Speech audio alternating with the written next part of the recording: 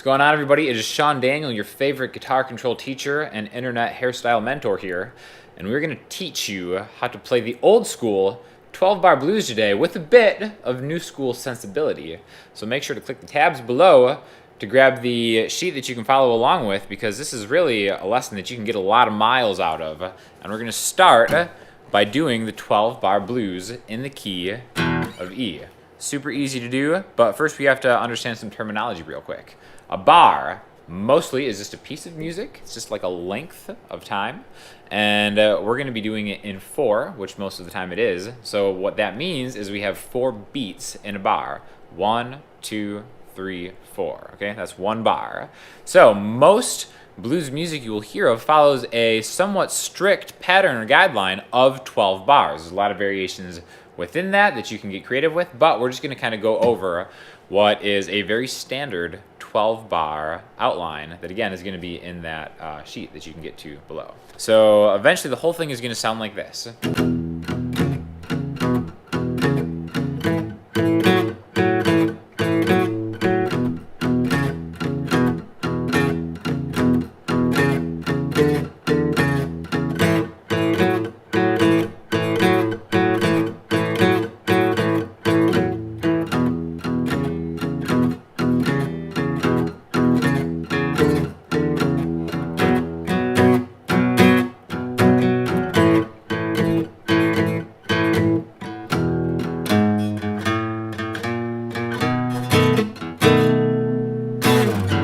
So let's start breaking out what is going on right there. The first thing that we're doing is we're just playing an open E string and the 2nd fret on the A string. So I'm really just striking the lowest 2 strings, and that's giving us an E power chord. So since that's our first chord we're using, this is going to be the blues in E. Now you might notice that I'm kind of muting this to give it even more of an old school pulsing sound. The way I'm doing that is I'm using a pick. You don't have to use a pick, you can do this with your thumb too, but I'm palm muting the strings. So what that means is I'm taking the side of my hand right here, kind of karate chopping the bridge, and when I do that, it deadens the strings, and that kind of gives you more of that like old school sound as compared to the sustain, right? You can do it with your thumb, your nail. But all we're doing is we're going to have that palm muting technique applied to this open E power chord. The only thing we're going to alter at first is going from the 2nd fret to the 4th fret. 1, 2. Now every beat I'm playing is going to get 2 hits, and it's going to be kind of swung in a very bluesy way.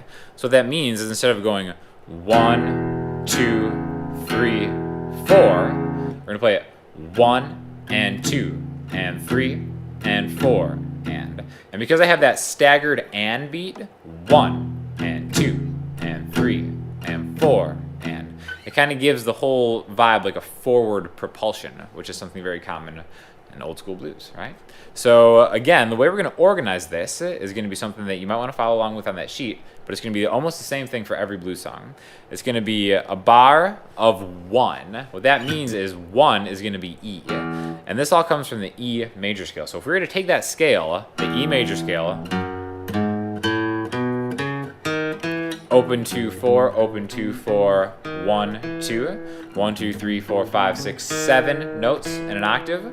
If we number those, we're going to have bars of 1, bars of 4, which is the open A string, and bars of 5. 1, 4, and 5.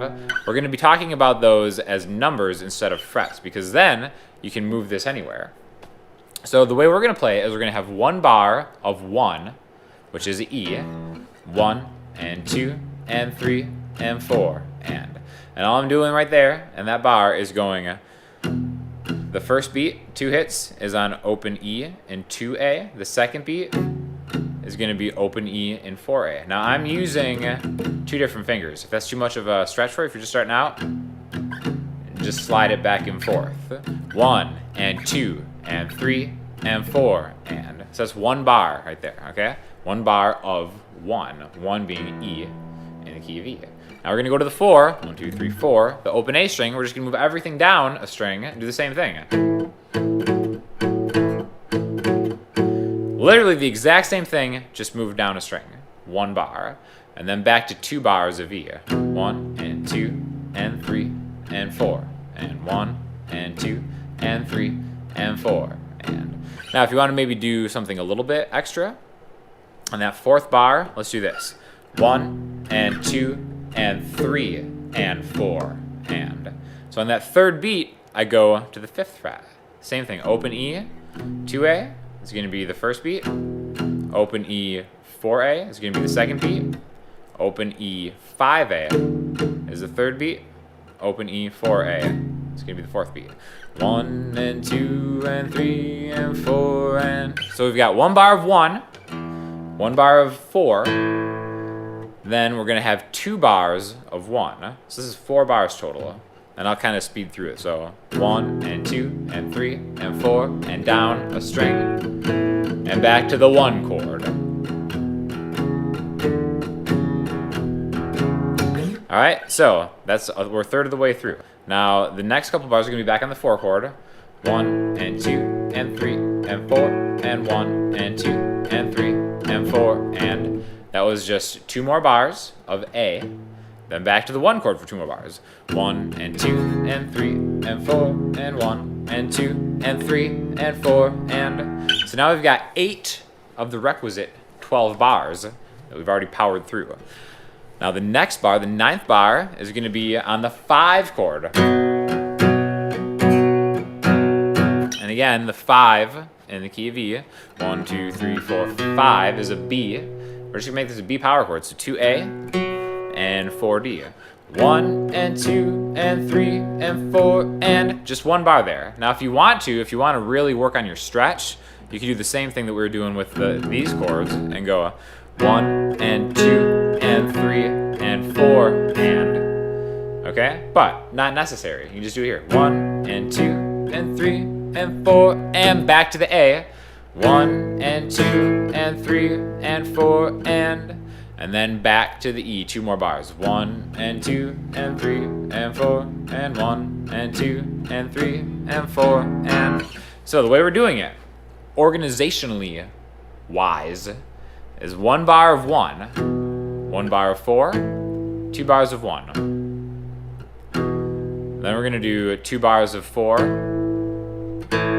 2 bars of 1. 1 bar of 5, 1 bar of 4, and 2 bars of 1. So that's essentially the organization of the 12-bar blues. Now you can vary this a lot. Some people use 4 bars of 1, 2 bars of 4, 2 bars of 1, then 1, 1, 2. A lot of different ways you could do it, but this is just kind of the construct, the framework that it exists within. Now, the next thing we're going to do is we're going to replace those last 2 bars of E with what's called a turnaround. A turnaround is just something a little extra that you could do to kind of turn the progression around to get back to the beginning. Because if you notice, those last 2 bars are the same as the first bar of 1. So sometimes you can almost kind of confuse yourself as like, am I in the 12th bar? Am I in the 11th bar, the first bar? So what we do is we replace those last 2 bars and just do something a little bit different to turn the whole progression around. And again, you can get really creative here. Good blues players have like a bunch of different licks and turnarounds that they have at their disposal. The one we're going to use is going to be really easy. It's going to be very kind of popular. It's going to sound like this.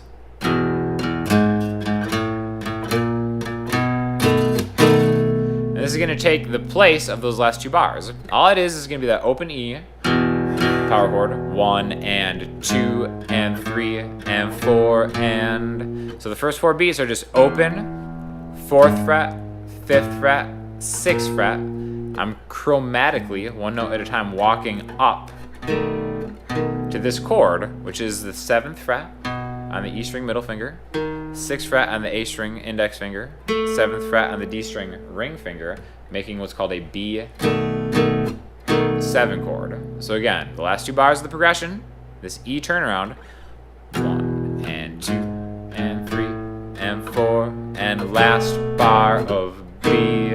I'm just getting 2 strums, then a 3rd, and that brings us back. Okay? So, this is almost kind of useless if you don't have some kind of bluesy lyrics to kind of sing along with. So since this is the old school blues, we're going to add some modern first world problems to them to kind of help us organize it. Because if you're just kind of playing out in space and you're maybe having a hard time counting it, it's really helpful to kind of at least think along, if not try to sing along with what you're doing.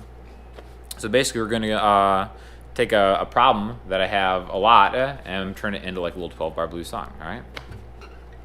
I'm having a bad, bad day. My gluten-free muffin has traces of wheat. To the 4. I'm having a bad, bad day. My gluten-free muffin has traces of wheat. To the 5 chord. If I can't kick these composite starches, I don't know what I'm gonna eat. Now, the other thing that you want to do to make it old school is like on that turnaround. Watch out now. You got to warn people that you're finishing the turnaround. So that watch out now is pretty important. And it usually happens 1, 2, and 3, and 4, and watch out now. Or here we go is another one. Here we go. Stuff like that. Really old school tricks that you can add a modern sensibility and flair to. So all this stuff is movable. This is just in E. This same kind of pattern is going to work anywhere on the neck. You could do it in A. Just pick a random note. 1 bar here. You don't even have to kind of do the variations. You can do it as a single note to really kind of like simplify it.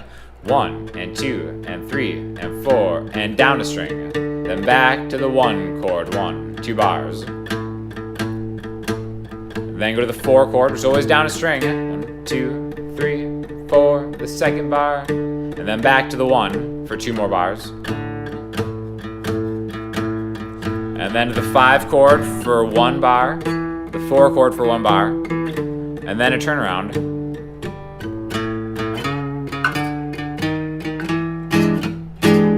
So again, get as creative as you want with these. Learn a bunch of different turnarounds and kind of apply them in any way that you want. And eventually, you'll just be singing the blues and relieving some of the tension of modern life with the beauty and the tools of an old school mentality. So if you have any questions or comments, please leave them below and we'll get back to you as soon as we can. Thanks a lot. So now that you've mastered the blues, it's time to move on and learn some other stuff, which is great because we have a couple videos right here that you can continue the endless pursuit of guitar education with, all because you clicked on here and subscribed to Guitar Control. So if you have any ideas of what you want to see next, let us know, and we'll see you soon.